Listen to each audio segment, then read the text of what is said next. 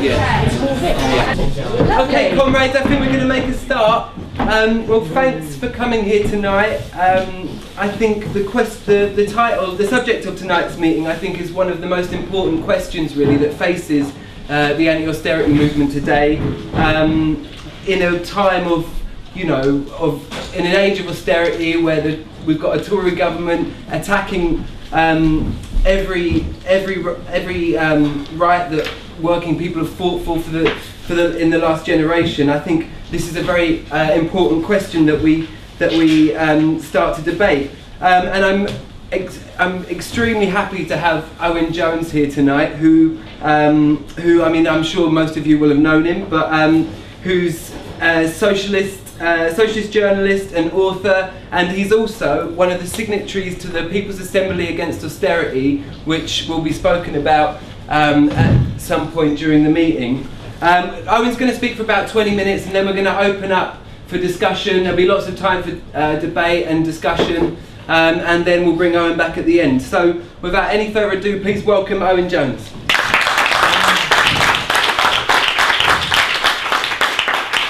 I'm sorry we got rid of the music. That was quite atmospheric going on. I'm also really glad to be finally speaking at Firebox, which is a great initiative, great cafe. It's the sort of place you can imagine planning a revolution, which I think is what we're supposed to do tonight, for sure. What in terms of, I think this is a really important discussion. I think really it is, from a left-wing perspective, it is the discussion to be having. But I'm going to start with a bit of a depressing, bleak sort of opening, I guess, I'm afraid. So what I want to start about is where we're at, and it's the product of defeat. And this is something I kind of was brought up to think about, and I'm not going to talk about this quickly now in a kind of game of lefty top trumps. But that sense of defeat which the Labour movement faced, particularly the last two generations, is something I was very much raised to appreciate. It was something which ran through my family, in fact going back generations. My great-granddad took part in the 1926 general strike. He was a train driver, and at the time of the general strike the Tories warned the Red Revolution and they mobilised the armed forces, and they were defeated. And Balfour, senior Tory politician, said the general strike has taught the working class more in 4 days than years of talking could have done. My great-granddad was among those who had his pay docked, causing huge divisions within his own family, as it turned out. But in the aftermath of that, you got vicious anti-trade union laws introduced in 1927. You got the ruin of working-class communities, particularly in the north, the coalfields. You got the huge decimation of the trade union movement in this country. The number of people who were members of trade union went into huge decline before World War II. But in a more recent sense, that idea of defeat, of course, the big turning point was the miners' strike. And again, my dad wasn't a miner, he was a local authority worker, but he was at Orgreave, the Battle of Orgreave, where the police charged at miners on horseback. My dad said it was a bit like the War of the Roses. It was like a medieval pitched battle. And the BBC ran the tape backwards to make it look as though the miners had charged at the police. And again, I mean, just thinking more, my dad, he was a Unison senior shop steward, and he led a struggle in the mid-90s to help save his job and 800 others, and he lost. And I'll be honest with you, my family were a bit fed up after all that. But that is, but I'm giving it another go, aren't I? Just for the sake of family honour. No, but I mean, but when we talk about rebuilding the Labour movement, we did face a colossal defeat in the 1980s, and what we were up against with Thatcherism, in fact, what the Thatcherite project represented, consciously on their part, was an attempt to end the class wars they saw it, and on the terms of the people at the top. As the Telegraph editor Peregrine Worsthorne said, "New Tories make no bones of it. We are class warriors and we expect to be victorious." And what we saw in the 1980s was a systematic onslaught against the trade union movement from which we still have to recover. Whether it be the series of set-piece defeats almost which trade unionists faced. The steelworkers in 1980 at the opening, they went on strike for 13 weeks, thousands lost their jobs.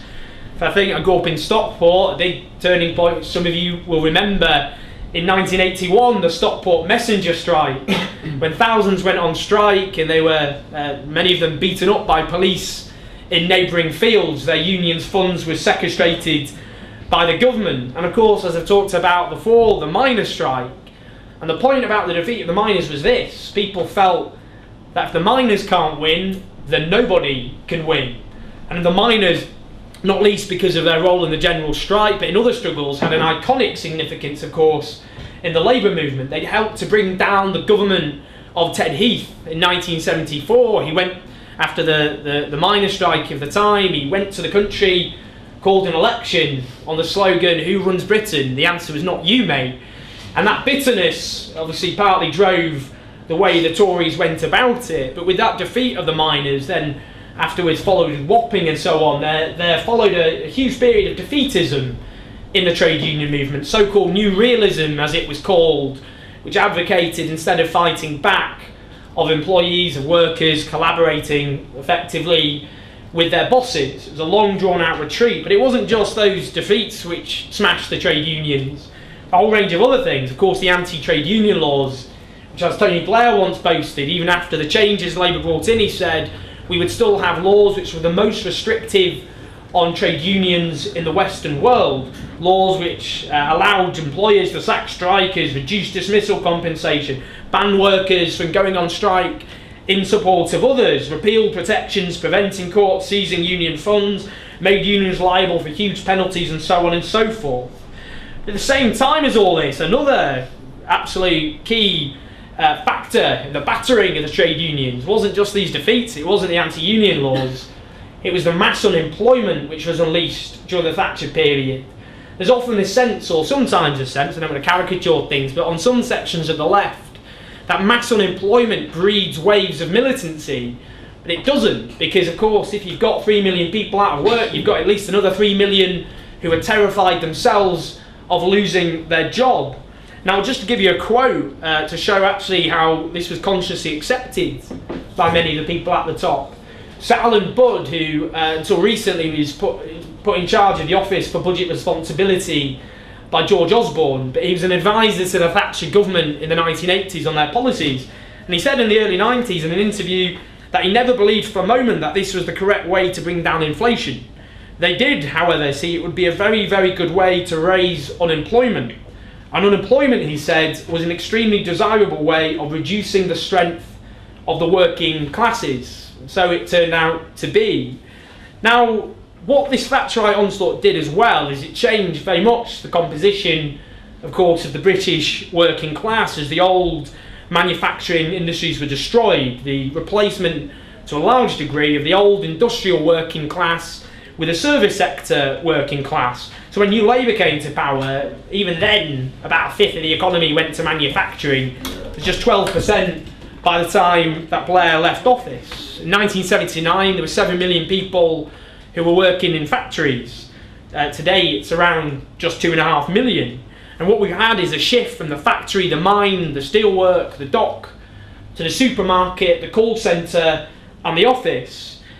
So in fact today there is many people working in call centres as work down the mines at the peak of the mining industry. It's over 1 million workers in this country.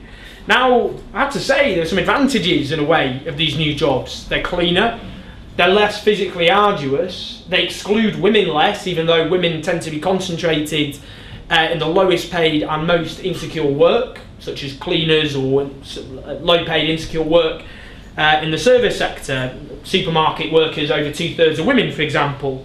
But at the same time, you don't have communities that are built around call centres and supermarkets in the way you might have had communities built around about mines or steelworks or factories. The work is far more insecure, it's far more transient. Just to give one example, annual turnover, so the number of people going from job to job in supermarkets is 62% every single year, coming and going, working in supermarkets.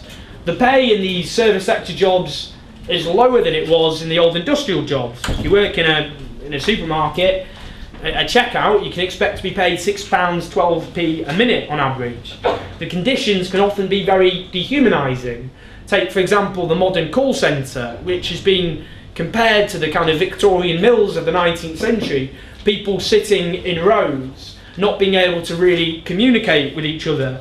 One call centre worker put it to me like this: we're set in rows, which I hate, to be honest. It can sometimes feel like a chicken factory, as though you don't have too much control over what you're doing. This is the way you're doing things, and that's it, deal with it, because that's the way it is, don't think outside the box. Reading from a script, often having to deal with abuse from customers on a daily basis, frustrated at the limitations imposed on your own job but not being able to do anything about it. Often, in some cases, having to put your hands up to go to the toilet, having the amount of time you go to a toilet monitored, having targets ruthlessly enforced. Similar process happened with supermarkets. It's been increasingly transformed into factory-like conditions. You have targets, you have to get through as many customers as possible in a very short period of time. Now, at the same time as you've got these new types of jobs, you've also got an aggressive attempt to casualise the workforce. So you've had a huge explosion, even before the crisis, of people forced to do part-time work who want full-time work. That's now at record levels.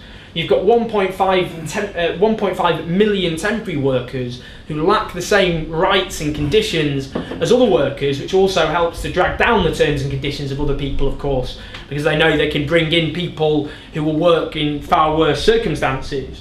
Now, that is a conscious attempt, again, by business. So the CBI, the Bosses Federation, they wrote a report in 2009 talking about how they could take advantage of the economic crisis. And it called for the creation of a so-called flexi force. We'd have an ever smaller core of permanent workers and an ever-increasing workforce of part-time and temporary workers. That is obviously something which they've very much done. They've accelerated during this crisis. Now, at the same time, you've got, just to show the level of job insecurity we now have in this country, as well as you look at the official unemployment figures, you have to go a lot wider than that. So the Joseph Rowntree Foundation estimate that there are 6.5 million people looking for full-time work who can't get it in modern Britain. That in the last 2 years alone, 5 million people have at some point claimed job seekers allowance. That even before the crisis, the majority of men claiming JSA had last done so less than 6 months previously, stuck in a cycle of low-paid and insecure work and benefits, and not a static group of people, if you like, living so supposedly on benefits at all. So that is something which has very much changed in a way the nature of the modern workforce. At the same time, I mean, in terms of what puts a block on, talks about the anti-trade union laws, just give you a modern example of how that's actually been used to stop workers fighting back. So in 2010, there was the famous British Airways dispute. Now, 8 out of 10 workers voted for strike on a 78% turnout. An incredible turnout by anyone's measure. But because the union didn't give notice by text message that 11 people had spoiled their ballot out of 9,282 votes, the entire strike was declared illegal. That is the nature of the anti-trade union laws that we still have in this country, and that was, of course, after 13 years of a Labour government. Now, it becomes ever more difficult for the trade unions to organise often when you have a big turnover of workers, people jumping from job to job, often 2, 3, 4 jobs in the same year, from call centre to supermarket to shop, and so on. Now, the weakness of the trade unions, the impact it's had, again was clear before the crash. Because from 2004 onwards, if you're in the bottom half, your wages were already flatlining in this country. If you were in the bottom third, and bear in mind this was during the boom, your income had already started to decline. That was even despite the fact in 2005, company profits were the highest since records began. So you got booming profits at the top, whilst workers were facing ever declining wages. And that was, of course, down to the form of globalisation we've got and the race to the bottom it's produced, but also the weakness of the trade unions and the inability to stand the ground of their members. So if we're looking to the future and how a labour movement can respond to what's happened, if you like, to the modern working class, the impact of these huge defeats that we've suffered, one of the ways, well, of course, the labour movement just has to adapt to the nature of the working class as it actually is. Now, because of these defeats, even though in the public sector, over half of public sector workers are unionised, in the private sector it's just 14%. Most of those, in actual fact, are people who used to be in publicly run services. I'm thinking the railways, thinking the utilities, I'm thinking British Airways, for example. If you're looking at supermarkets and call centres, density, the number of people who are actually members of trade unions, has stayed static for a generation, about 1 in 10 or even less. The lower paid you are, the less likely you are to be a union member. Only 10% of people who earn £7 an hour or less are members of trade unions, and of course it is lowest among the young. Now, the way the unions partly have started to respond, and this is really important, Unite have a new community membership scheme. Now, the point of community membership is to accept that we organise in the workplace, but we also have to organise in the community as well, particularly when you get a large turnover of workers. Now, we have to learn as well from traditions that we have in the trade union movement. If we think back to the early days of trade unions, the 1880s, when trade unions were the preserve of skilled, relatively well-paid workers. So we had so-called new unionism, and that was about organising unskilled workers. The same, we need a new unionism, if you like, which is specifically aimed at organising, particularly the service sector, with its insecure, transient work, particularly, as I say, call centres and supermarkets. Now, call centres are a really clear example of where actually it should be potentially quite easy to unionise large sections of people, because they are comparable to the old style factories in the sense you have a very large concentration of people in one place. That is fertile ground for trade unions, more so than much smaller workforces, for example. So that is particularly one area where the trade unions desperately need to organise, as well as the large supermarkets. The problem with the large supermarkets is the main supermarket union, USDOR, to say the least, doesn't have a particularly strong record at actually standing the ground of its members. Unlike other trade supermarket unions like Unite, which haven't been able to necessarily be in a position to cooperate in the way they'd like with USDOR. At the same time as adapting to more community membership, we have to look at other changes, not least the rise of women in the paid workforce. So most trade union members now are women. That is not reflected, obviously, in the higher echelons of the trade union movement. Francis O'Grady, who's now the new head of the TUC, accepted. It's also got to look at changes such as the fact that people from BME backgrounds tend to be the most exploited and underpaid sections of the modern workforce. If you're from a Pakistani or Bangladeshi background, over half of those workers are paid less than £7 an hour. So it has to adapt to those changes too. The other issue is, of course, the fact that when we talk about the working class, it almost suggests you're talking about a homogenous group.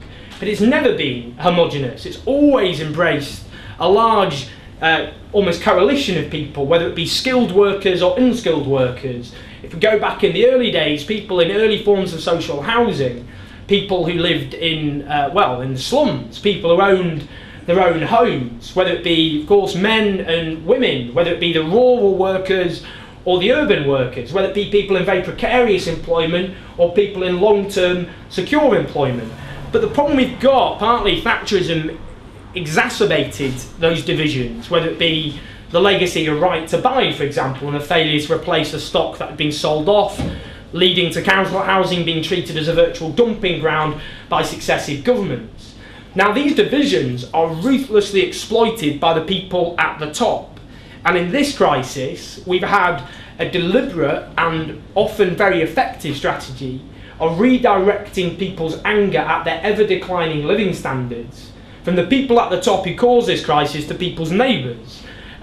Whether it be the fact if you're in a low-paid job and your boss in real terms is cutting your wages, whilst the Tories are cutting your tax credits and other in-work benefits, you are told to hate your unemployed neighbour. Whether it be if you're someone in the private sector, a supermarket worker or call centre worker or so on, who either has never had any access or any pension coverage or has lost that because your boss in the last decade or so has removed it. Instead, you are supposed to hate the nurse next door who still has an intact pension. Whether it be if you're just struggling to make ends meet, you're supposed to despise a migrant, an immigrant next door who supposedly is lavished with benefits, of course, they don't even get. And the argument they make time and time again in practice is you've been mugged, and therefore your less deserving neighbour should be mugged as well. And that is something which has been ruthlessly effective.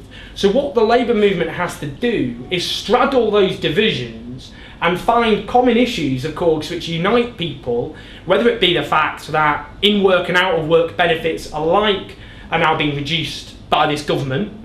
So the onslaught on the welfare state, of course, hits both people in work and people out of work. Whether it be the attack on the NHS and the privatisation of our National Health Service, whether it be on issues such as the lack of rights people have at work and ever declining wages in real terms. So we have to find key issues that unite people on the basis of having a common shared interest and to redirect people's anger at the people at the top who have, of course, landed us in the crisis that we're currently in as well. We've got to learn, as well as from the defeats, which I've gone on about at great length, we've got to learn from our victories too. It's easy for the Labour movement and the left to wallow in our defeats. But at the same time, we have had victories, which I'll give you an example of, which should give people heart. Last year, I went to speak to bin workers in Leeds. Now, their council, a Lib Dem Tory coalition before that was a bit more fashionable, they tried to cut their wages by a third. Now, these are already low-paid workers, obviously struggling to make ends meet, and they're trying to cut their wages by a third. They went on strike for nearly 3 months.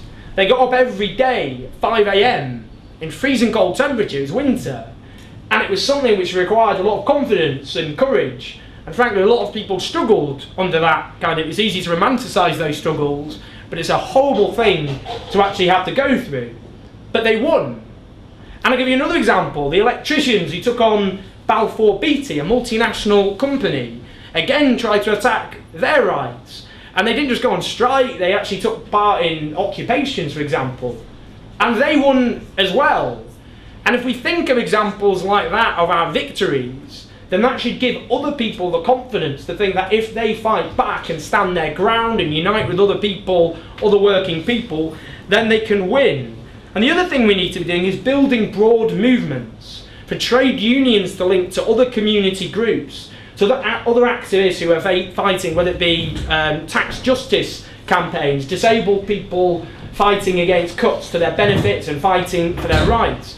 Which is why, I'll give another plug, to the People's Assembly, because the whole point of the People's Assembly is it's been initiated, of course, in large part by the main trade unions, but it's trying to link together everybody who was affected on the kind of, we're all in this together, to coin a phrase, apart from the people, of course, at the top. That's exactly what the Labour movement has to be doing, linking with all these separate campaigns and struggles, because otherwise what will happen is a repeat of the 1980s, where people were picked off one by one by one.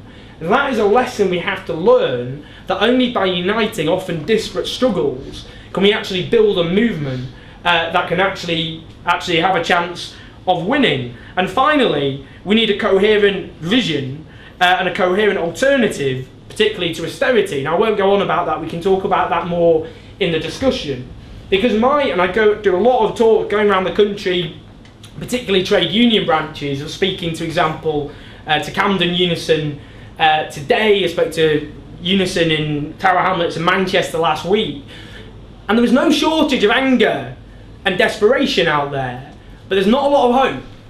And you don't get social change with anger alone. Anger without hope, frankly, is despair. And what will happen is people will continue to be members of the biggest political party in the country, which is the ranting at the TV party, but they will feel resigned. And that anger, as I've just discussed, will be redirected in often very ugly ways. So that is why we need a coherent alternative that we can rally behind, that we can translate in language that resonates with people and with their experiences. If we don't do that, then we won't be able to rebuild a movement, particularly at a time when people are made to pay for a crisis that they had absolutely nothing to do with. So just finally, always finish often with this quote. My favourite quote is Frederick Douglass, who was an African-American statesman in the 19th century and a freed slave, and he said, "Power concedes nothing without a demand. It never did and it never will." And what he meant by that is the way we get change in this country isn't through the goodwill and generosity of those above, but through the struggle of sacrifice of people from below. That only by people organising from below, having demands they can rally around, can we actually change things. Can we actually break people's often suffocating resignation and help put on the agenda the idea not only of fighting austerity, but even of fighting a new, of building a new society. So that, in a sense, is what I would argue for, and that's what obviously the discussion should focus on.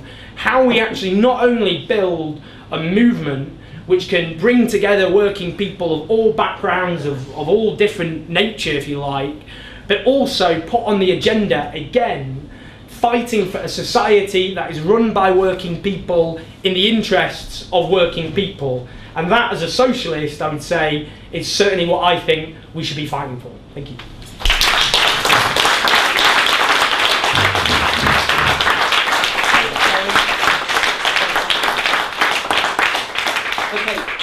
Thanks for that, Owen. That was brilliant.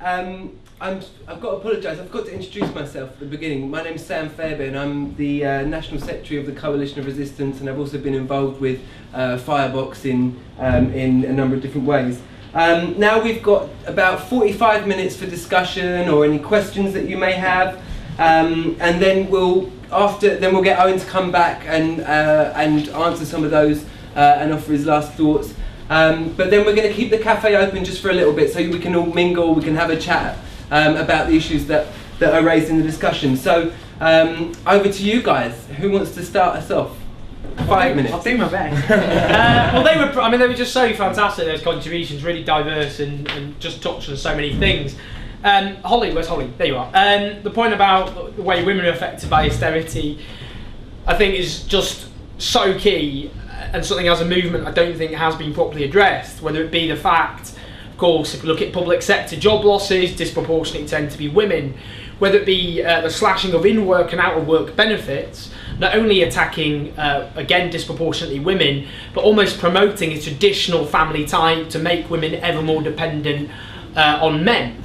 There's a whole range of issues there in terms of the way austerity is impacting people. Say the Children recently did this study looking at a world the media and politicians have no interest in, which is parents having to choose between heating their homes and feeding their kids. And that's particularly the case, of course, with single parents who overwhelmingly tend to be women. So these are issues that have to be addressed. There's other issues I want the left to address as well, which aren't austerity focused. The fact 1 million women face domestic violence a year, 400,000 women face sexual assault, 80,000 women are raped, that 2 women are killed every single week by their ex-partners. So again, those sorts of issues can't, often I think there's been the suggestion that some would make of the left, that almost put to one side, kind of after the struggle we'll come and deal with these afters, but we can't. It's an absolute key priority, women's liberation, that we have to face, but that we have to fight, and women have to be at the forefront of that, and those voices have to be heard at the forefront of our movement. Again, it can't just be coming through well-meaning men like myself saying these things.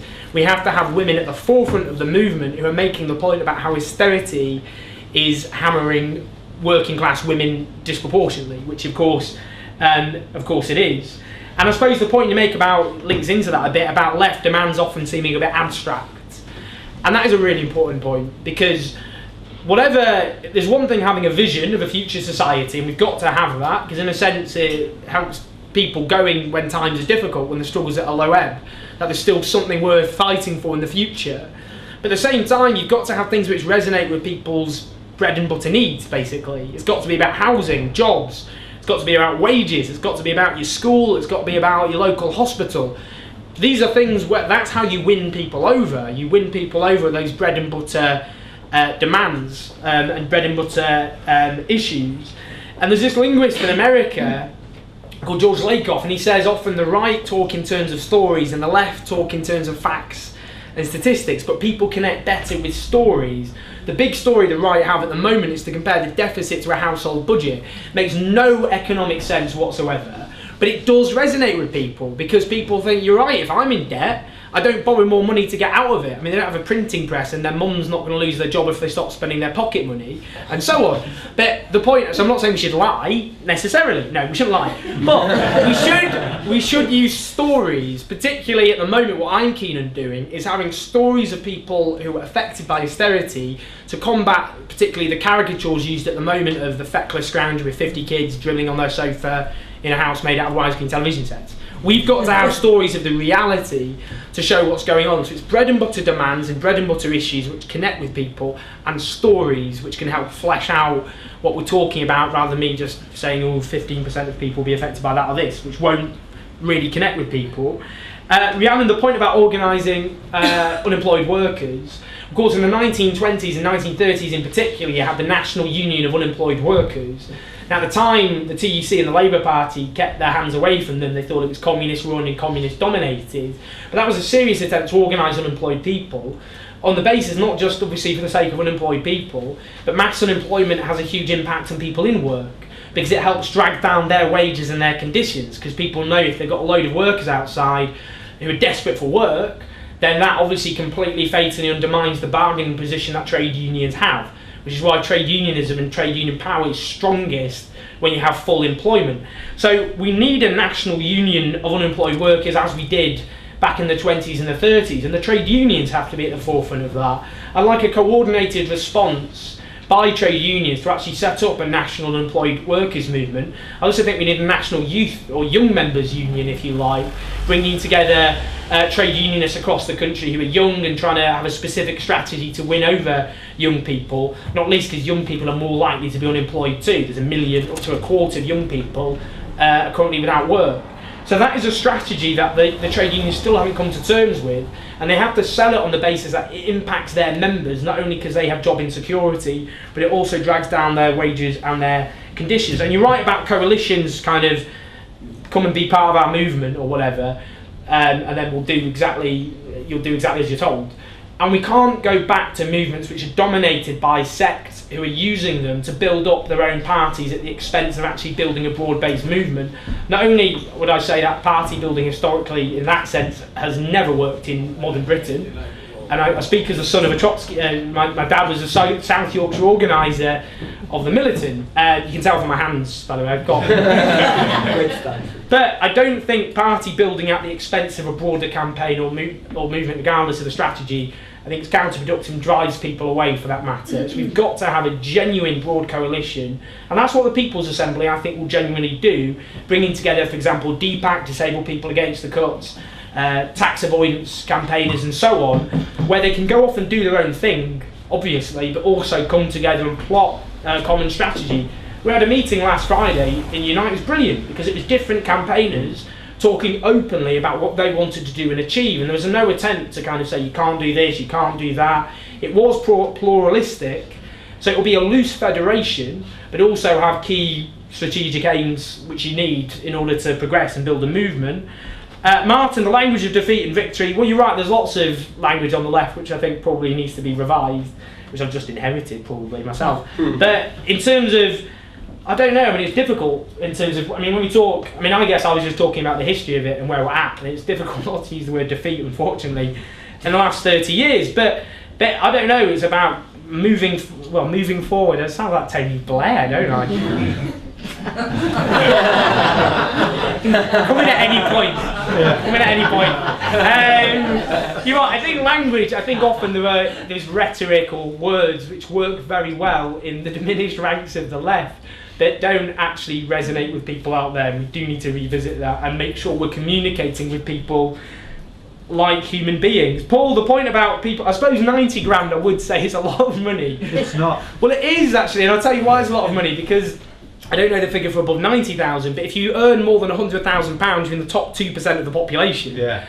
So you're, I know that. Yeah. You're 98% of people are poorer than you. I mean, you talk about putting through a decent school. I mean, I presume you meant a private school, and obviously only 7% of the population send their kids to a private school. Most of us just make do with a local comp, and obviously we have to make the case for everyone to have a good local school. But I think you're certainly right, we have to build a broad coalition of people, and as I say, working people is a broad range of people. It's defined by having to sell your labour to someone in order to live, to work for somebody else, to pay your bills and look after your family and all the rest of it, and not necessarily having much control over what your work is. You're told what to do on a daily basis. You don't have any autonomy or power over what you do. And I don't know, I mean, as I say, 90 is a lot of money, but nonetheless, the median wage in this country, so that if you're right in the middle, that means 50% earn above or below you, that's £21,000. So, as a whole, people are, even if you're on £45,000, that's still lots of working class people, well, there are in this country on that amount of money, but it's still, let's be kind of accurate about where we're at in terms of how much money people actually make. I remember That's the division of wages. Like in the United States, 3 people. Hold on, Paul. 3 people. We'll open the discussion again. I better be quick as well, because I'm taking ages. This is 5 now, and I'm going to get probably punched come back somewhere. I'll bring you back. Well, just quickly to go through some of them. Dan, the point about environmentalism, really, really important. Not least, actually, because when we're talking about jobs, what we should be arguing now in terms of a new industrial strategy, creating secure jobs, should be focused on a Green New Deal, or whatever you want to call it. If we look in Germany, they created hundreds of thousands of jobs in the renewable energy sector because they didn't have the dogma of you let the markets decide, the state doesn't pick winners or losers. They intervened with an industrial policy and they promoted renewable energy jobs. We have to link the environmental crisis with the jobs crisis. The old industrial middle-income jobs disappeared from the 80s onwards, leaving us with this hourglass economy effect with lots of well-paid jobs, about 90 grand, no, well-paid jobs at the top, and then kind of low-paid, insecure work at the bottom with not kind of a lack of jobs in the middle. One of the ways we can take that on is a programme of renewable energy jobs with an industrial strategy to back that up. The Labour Party, we'll come back to the Labour Party, that's just another discussion, I'm going to get told off. But in terms of demands, the vision thing, and again, it's as long as having a vision is crucial, and this is the sort of society you want to build, the only issue, we have to square that with the here and now, obviously. We have to square that with people, 5 million people stuck on social housing waiting lists in this country. I've been told to sum up, okay. People, struggling to choosing between heating their homes, feeding their kids.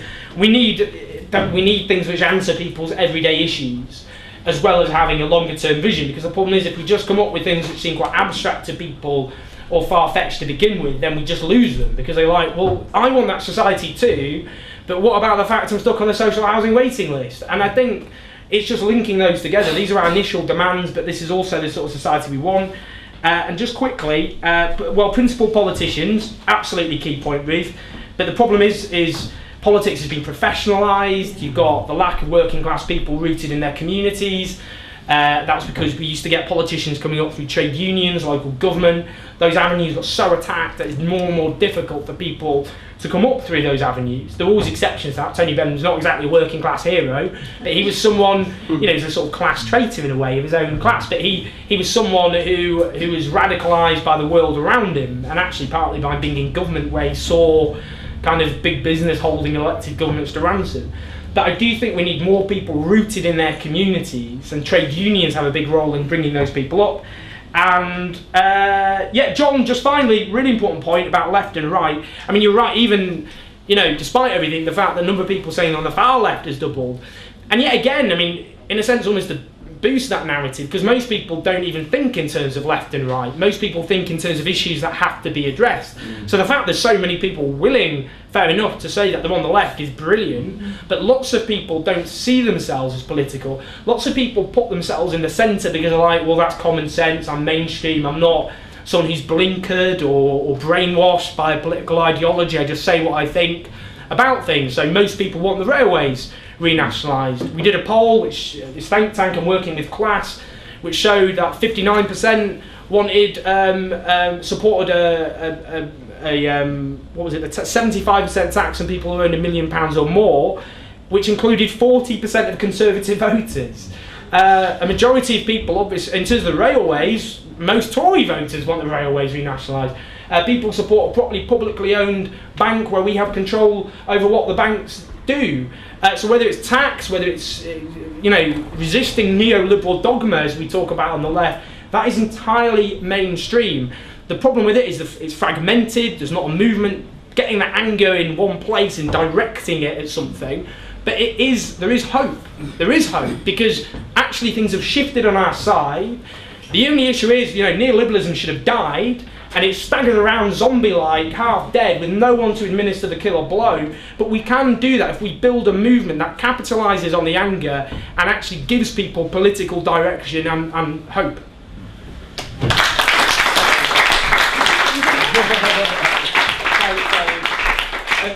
Well, cheers for that. You know what, I do a lot of these talks and I'm a bit sick of hearing my own voice, but I do always learn stuff from people's contributions. No exception tonight. They've been really, really interesting and thought-provoking. I hope you've all been as stimulated by each other's contributions as I have. So just go quickly through them and just round up. Is that you? Yeah.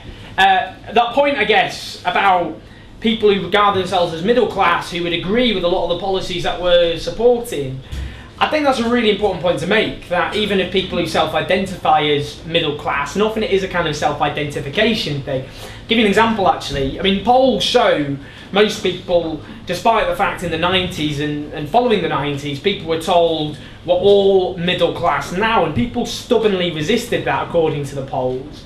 There was one lately which showed it had gone up to nearly 60%, which is more or less what people have always said since the 1960s, and people have been polled on that. But there was another one, it was a study by an organisation called Britain Thinks, which had about, in that survey, 71% of people saying they were middle class. And when they were asked to sum up what it meant to be middle class, the most common symbol that came out was a cafetiere. Now, I don't know if anyone's got a cafetiere. I'll leave it. The point they were making, it was almost that people had come to define it as cultural, and actually a lot of the people calling themselves middle class had the exact same jobs and were as poor as the people who self-identified as working class, but they were trying to distance themselves away from a category which had been so demonised and attacked and marginalised that they felt they were supposed to call themselves middle class, and it was all about these cultural things. It was seen as classy, that was what the survey said. But the point is that regardless of the cultural kind of divisions over that, if people see themselves as working class and middle class, you're right, they've got the same ambitions or aspirations, which is to be paid properly at work, to have good conditions at work, to have a good pension, to have a good local school, to have a good NHS, to not have your country bombing other countries at huge expense and killing people. These are things which actually unite people, regardless of whether they say they're working class or they're middle class, and that is how you build a broad coalition on an issue-by-issue basis. Another example is housing, incidentally, because it's not just people who are young working class people who are struggling to get an affordable home, but it's also the next generation of people who would regard themselves as middle class. They have no prospect of owning their own home. They're stuck with extortionate rents in the private rented sector. These are all issues which unite people, so we have to win people over, as ever, on that issue-by-issue basis. Claire, again, you make the really good point about she's gone, but she did. There she is. She's making treats behind that. The point she made, I mean, about language is a really important point. I think sometimes on the left there's this sense that unless you use the language of old, you're somehow watering down your politics. It's somehow seen as suspicious. That actually, I mean, I mean, you know, I'm not saying we should rebrand and say New Left, New Britain with a power thumb, which I'm doing there, because, you know, that might suggest I'm doing a Blair. But in terms of avoiding using language which alienates people, particularly when the left has, let's be honest, got a bit of a kicking, and that those terms have become alien to a whole new generation, it is about just finding words which meet people where they're at. The right are often good at this, actually, putting very often extreme right-wing ideas and making them common sense, everyday, and so on. So language isn't a minor thing, it is really, really important. I mean, Dan, you make the point in terms of millions of people agree on things, on slogans. I'd say I've got a problem often with slogans when they come across as very simplistic. People just, I mean, no cuts, fair enough, but a lot of people go, well, obviously I don't want cuts, but I don't see the alternative, and so on, which is why we need a coherent alternative which convinces people otherwise. A slogan often, I just find, sometimes ends in just lazy thinking, where you don't feel you have to have a coherent alternative, you just have catchy slogans, and they don't often convince people who aren't already convinced. So we have to be careful. The question, what is the working class, what is the left? Right at the end of the meeting. Jesus. Just a small question. Well, just quickly, I've got an orthodox, as I say, conception of what the working class is. It's those who have to work for a living for someone else in order to make ends meet, or who have, because of the system we live in, where you can't provide enough work for people, have been thrown out of work, and don't have any control of what they do on a daily basis in that work. That is the vast majority of society, and it isn't about wealth or income or all the other things.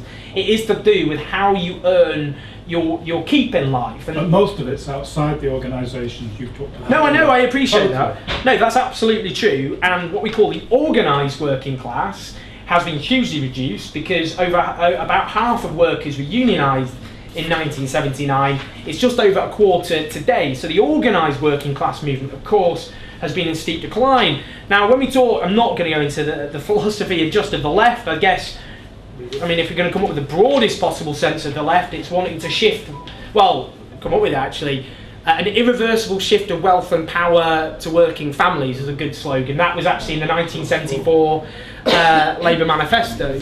But redistributing wealth and power from those at the top to the majority, I guess, would be a broad definition of the left.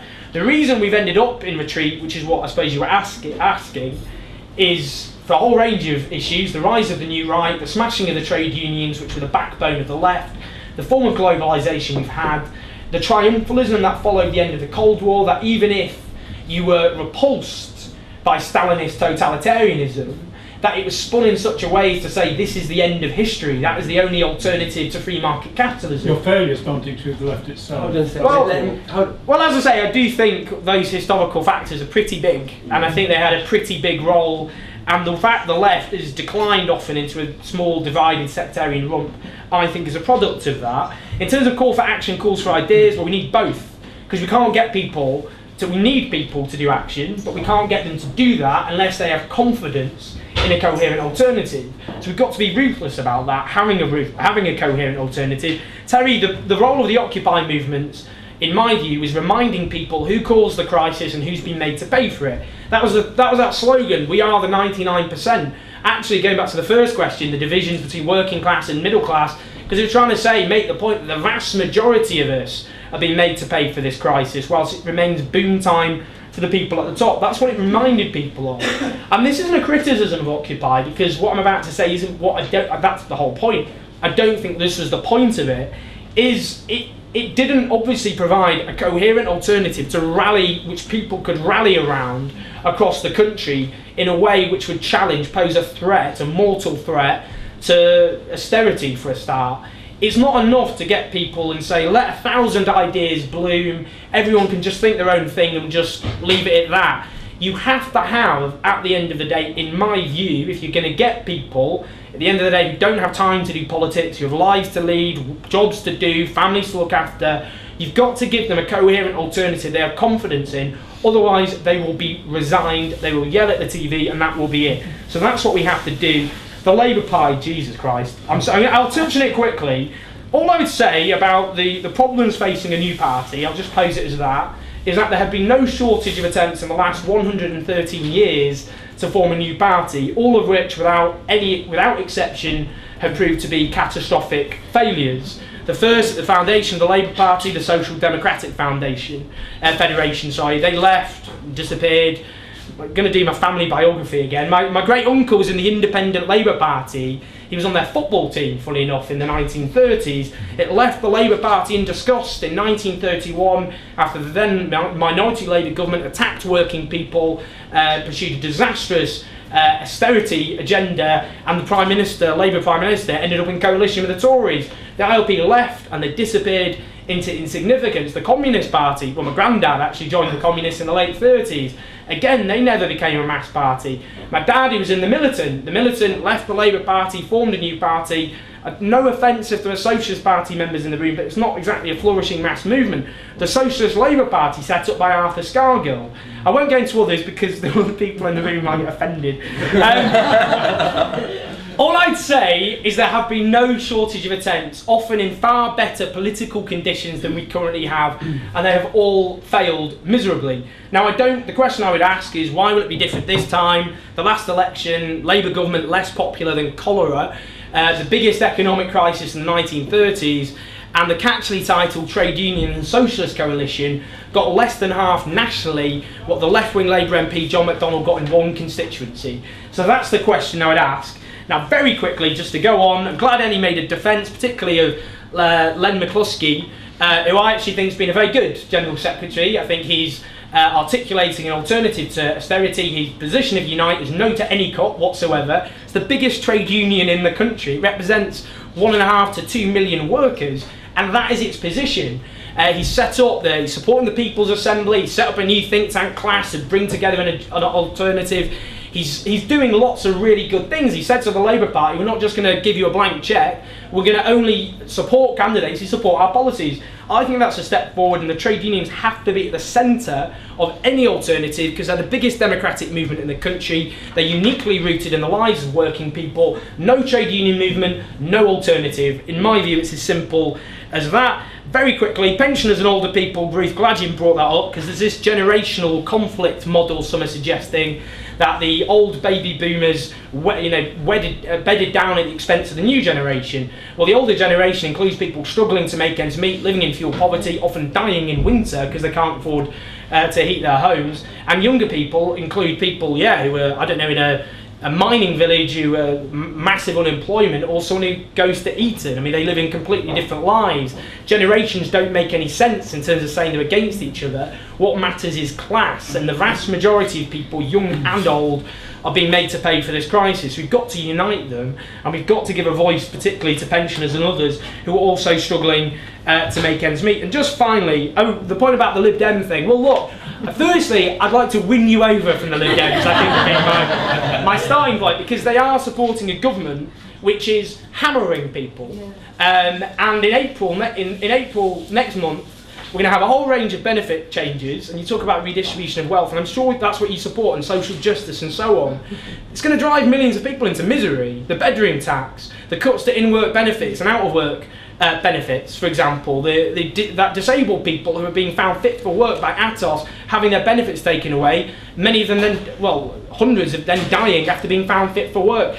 This is a government which is destroying the lives of millions of people, and I speak to on a daily basis, people get in touch with horror stories.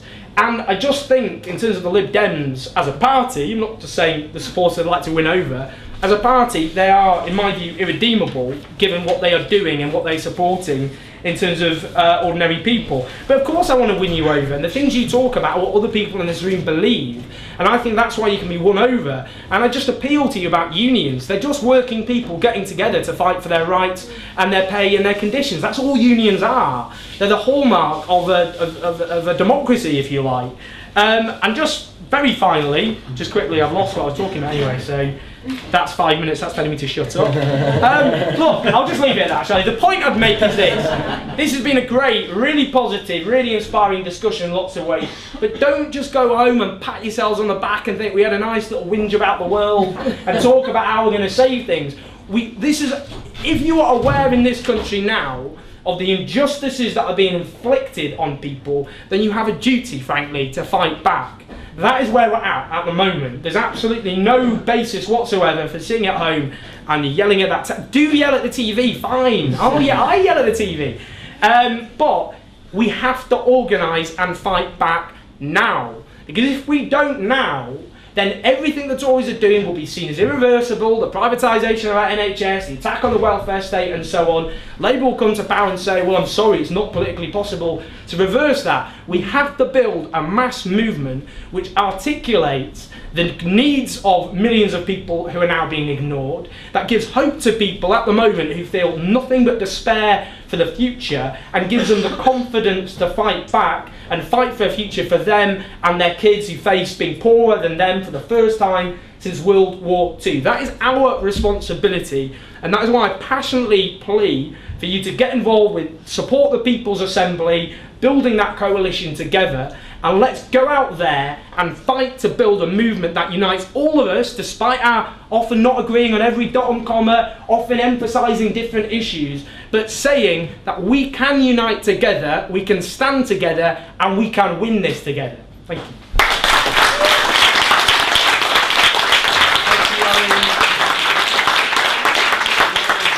Thanks so much for Owen for coming down the Firebox tonight.